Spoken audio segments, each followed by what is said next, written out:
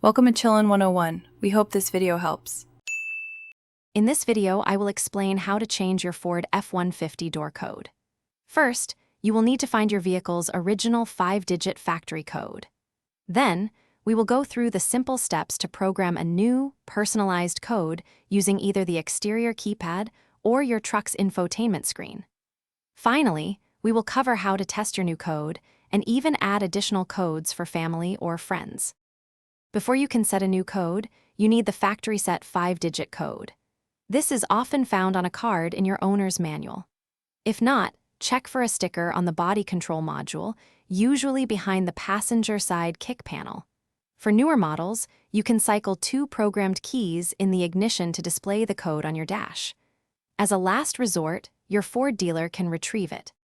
To program a new code using the keypad, first enter your factory 5-digit code. Within 5 seconds, press the 1-2 button. Next, enter your desired new 5-digit personal code. Press the 1-2 button again to save it. The doors will lock and unlock once to confirm. For vehicles with a sync screen, navigate to Settings, then Vehicle, and select Door Keypad Code to add your new entry.